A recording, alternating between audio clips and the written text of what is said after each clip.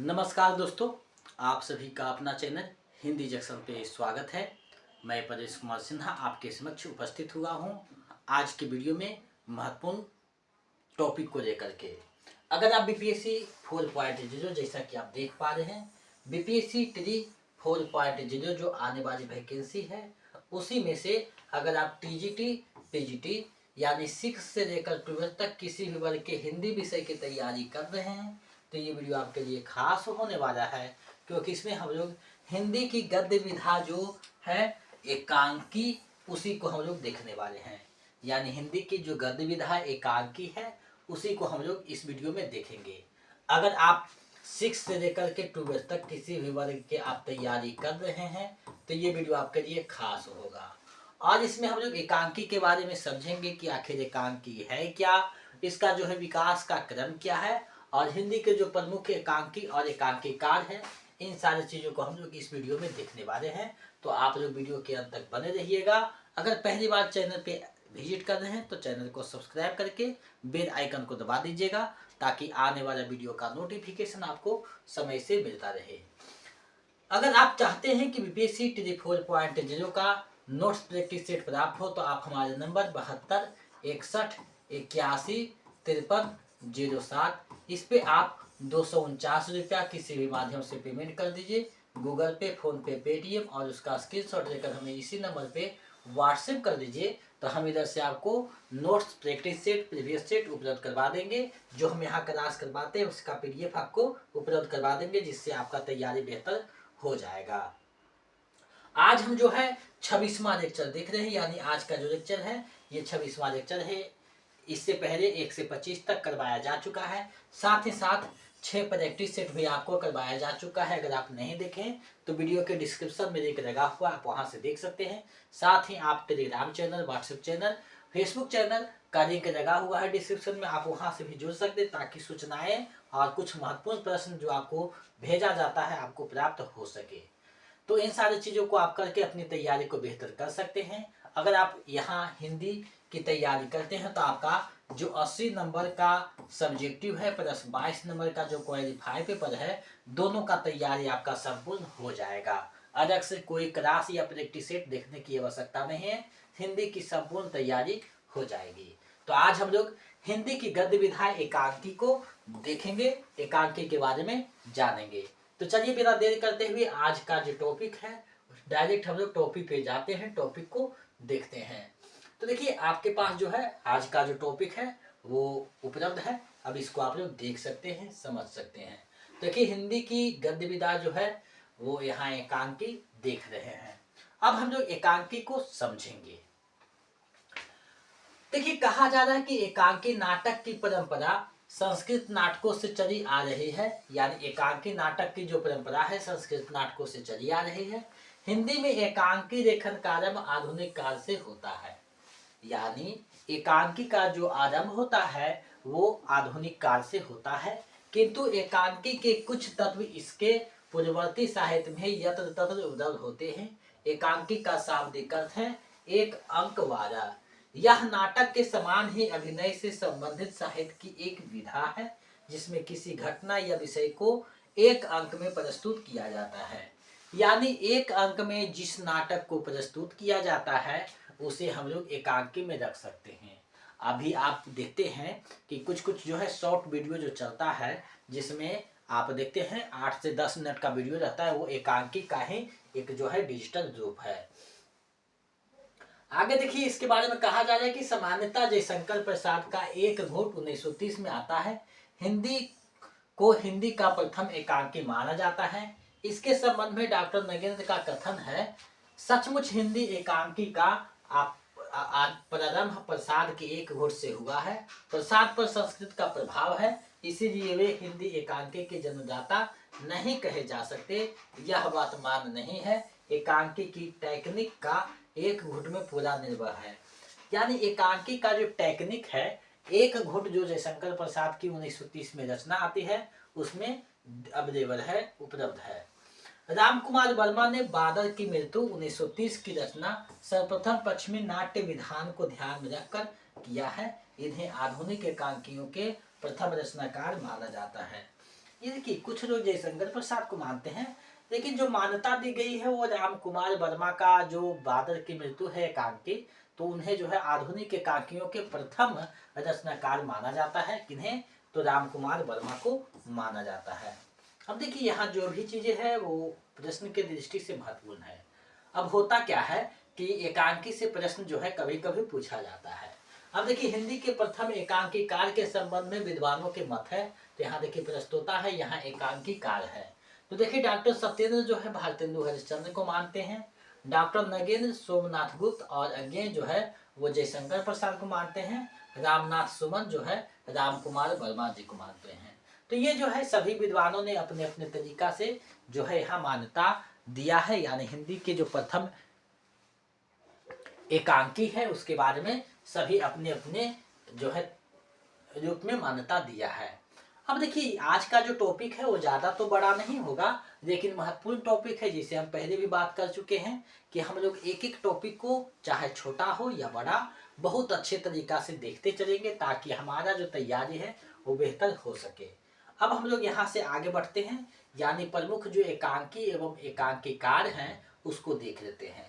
और ये सारे जो यहाँ दिए जा रहे हैं VVI है, क्योंकि महत्वपूर्ण प्रश्नों को महत्वपूर्ण तथ्यों को हम यहाँ समाहित करते हैं, तो आपके लिए VVI हो जाएगा। तो सभी चीज़ों को अच्छे से देखते चलिएगा, क्योंकि आप BPSC एग्जाम में बैठे जा रहे हैं, यानी आपका जो तैयारी है वो BPSC एग्जाम के लिए है, BPSC ट्री एग्जाम के लिए है। तो BPSC ट्री एग्जाम में जो है आपका 5 विकल्प होता है और मेरिट यहाँ बनना थोड़ा सा डिफिकल्ट हो जाएगा, क्योंकि इस बार बच्चों की संख्या ज़्यादा है, सीटें कम रहेगी। तो आपको जो है सटीकता के साथ तैयारी करनी होगी। अब देखिए यहाँ एकांकीकार है तो डॉक्टर राम कुमार वर्मा है, जिनकी रचना है पृथ्वीराज की आंखें, रेशमी टाई, चारु मित्रा, विभूति सप्तकिरण, कौमुदी महोत्सव, ध्रुव तारिका। तो ये सारे जो है राम कुमार वर्मा जी का है। और है ऋतुराज, रजत रश्मि, दीपदान, काम कंदरा, इंद्रधनुष, रिमझिम, औरंगजेब की आखिरी रात। तो ये सारे राम कुमार वर्मा जी का है। आगे बढ़ते हैं तो भिनेश्वर का है, जिनमें है कारवा, श्यामा,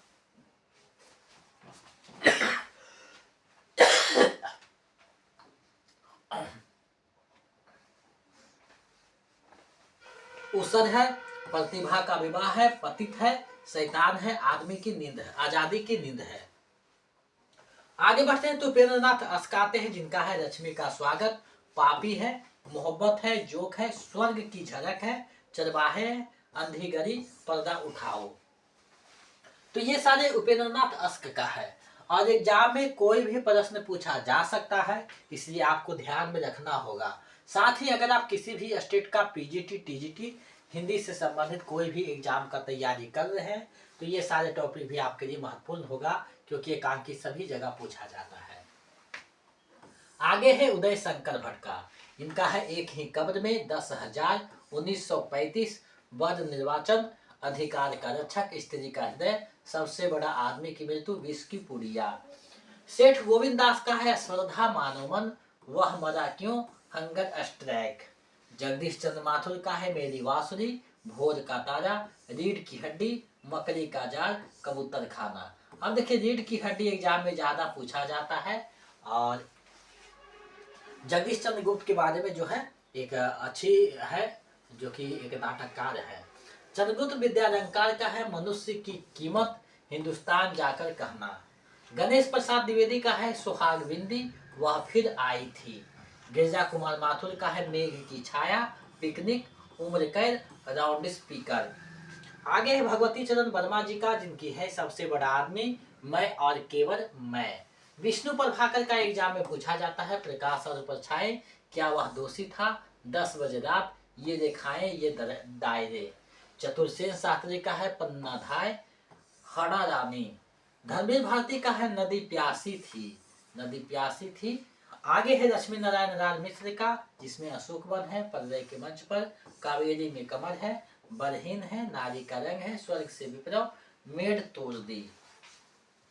तो ये सारे जो है प्रमुख एकांकी है जो एग्जाम में पूछा जाता है। लक्ष्मी नारायण लाल भी लिखे हैं, जिसमें नाटक बहुरंगी है, पर्वत के पीछे, ताजमहल के पीछे है और दूसरा दरवाजा है। कुछ और है, इसको हम लोग देख लेते हैं। जैनेन्द्र कुमार का है टकराहट, सुदर्शन जी का है राजपूत की हार, और मोहन राकेश का है अंडे के छिलके, सिपाही की माँ, प्यानियां टूटती है, बहुत बड़ा सवार, रात बीतने तक।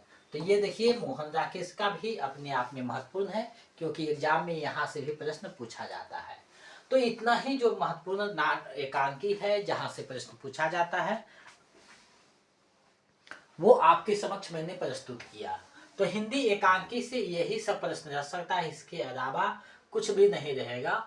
और जब होता है कि किस्मत खराब रहे तो कुछ भी होता है, तो आप समझिए का जो तैयारी है वो बेहतर है।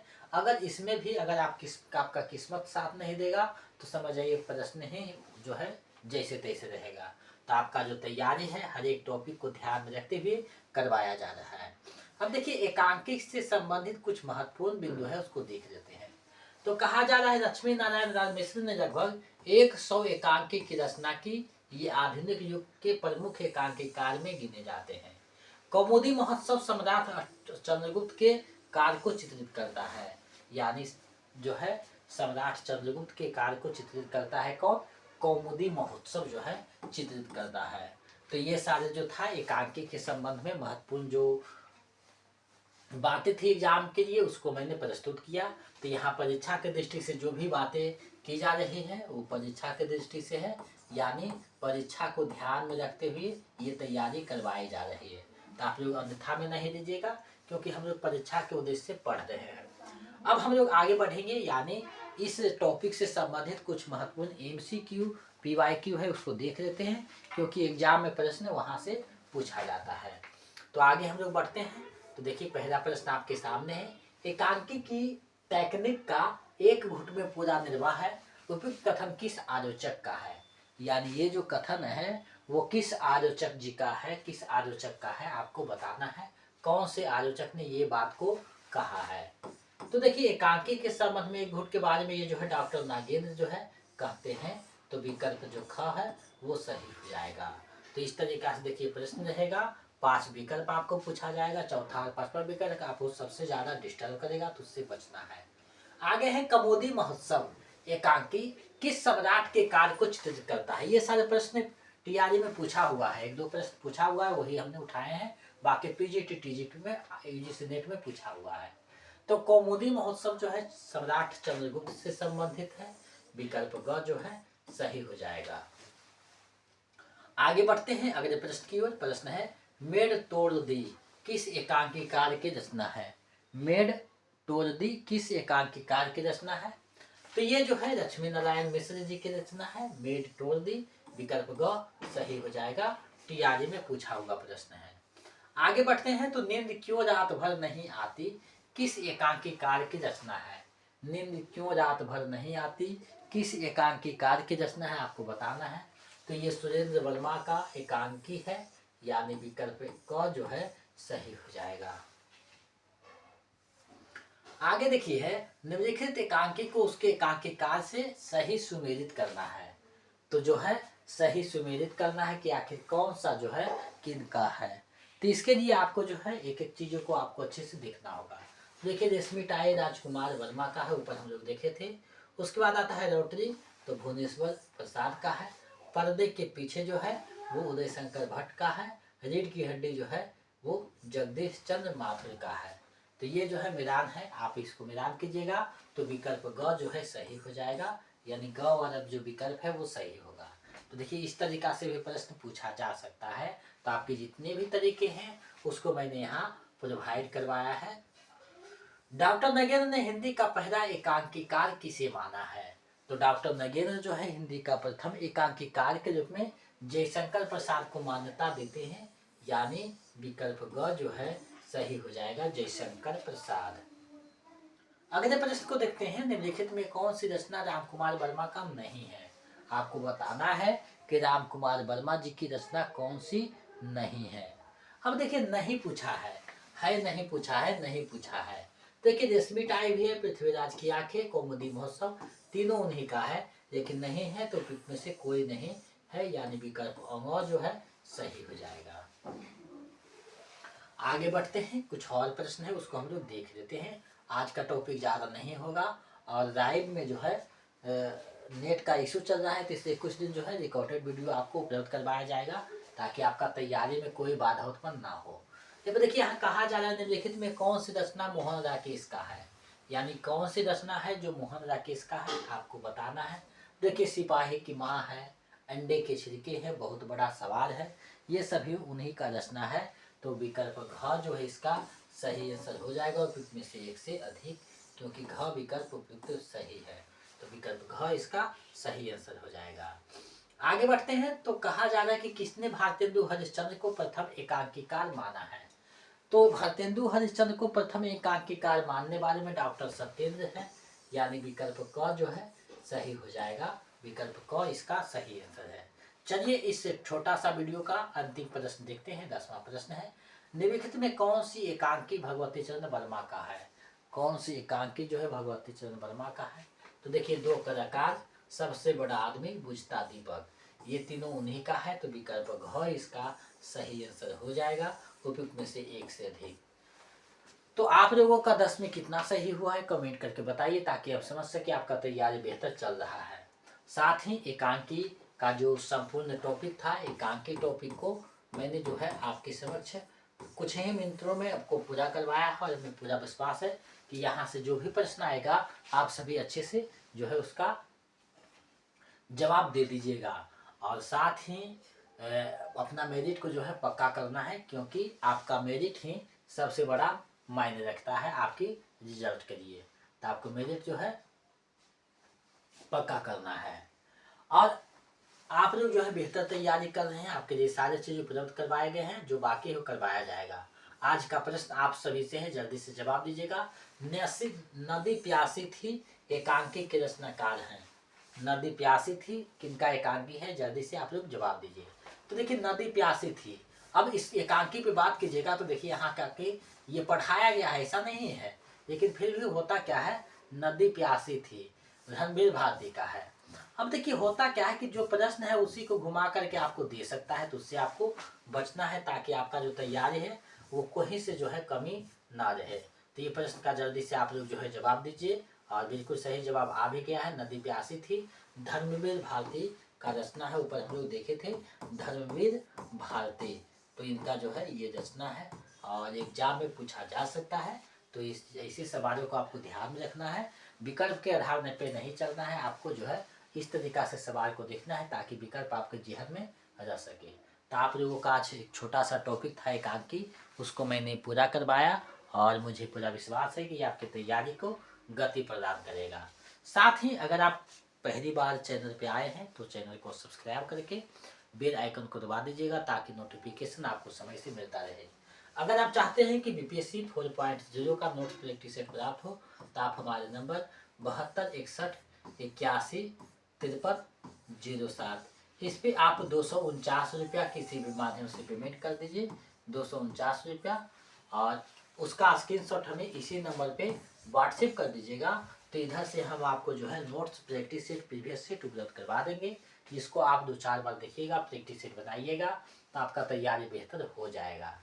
तो आप सभी जो है इसे प्राप्त कर सकते हैं, क्योंकि जब मेरिट नहीं बनता है 1-2 नंबर से तो ज़िंदगी भर अफसोस होता है, तो वो अफसोस में अपना जो है जीवन को बर्बाद नहीं करना है, आपको सटीकता से तैयारी करनी है, बिल्कुल आपका तैयारी हो जाएगा। और जो 80 नंबर है, यानी हिंदी का जो 80 नंबर है प्लस 22 नंबर जो है क्वालिफाई पेपर, दोनों का तैयारी इसी नोट से हो जाएगा, आपको अलग से कुछ खरीदने की आवश्यकता नहीं है। तो आप लोग जल्दी इसे प्राप्त कीजिए, अपनी तैयारी को बेहतर कीजिए, यही कामना है। आपकी सफलता में ही हमारी सफलता छुपी हुई है। तो आज के लिए बस इतना ही। अगर पहली बार चैनल पे विजिट कर रहे हैं तो सब्सक्राइब करके बेल आइकन को दबा दीजिएगा, ताकि नोटिफिकेशन आपको मिलता रहे। और जाते जाते कहेंगे आप सभी को बहुत बहुत विश्व हिंदी दिवस की बधाई, क्योंकि 10 जनवरी को ही 10 जनवरी को जो है विश्व हिंदी दिवस मनाया जाता है। तो विश्व हिंदी दिवस की बहुत बहुत शुभकामनाएं, और इसी तरह हिंदी आगे विकसित होता रहेगा, विकास के क्रम में है। तो आप लोग सहयोग कीजिएगा, अपना तैयारी जो है बेहतर कीजिएगा, तो हिंदी खुद ब खुद बढ़ता चला जाएगा। तो ये जवाबदेही आपके ऊपर है। तो 10 जनवरी विश्व हिंदी दिवस है, तो हिंदी के विकास के लिए हमें कोशिश करना है, और जो हो रहा है तो बस इतना ही। आज के लिए इतना काफ़ी है और एक टॉपिक क्लियर हुआ।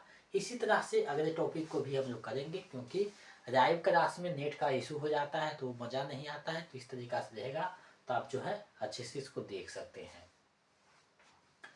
तो आज के लिए बस इतना है, अगले वीडियो में बात करेंगे।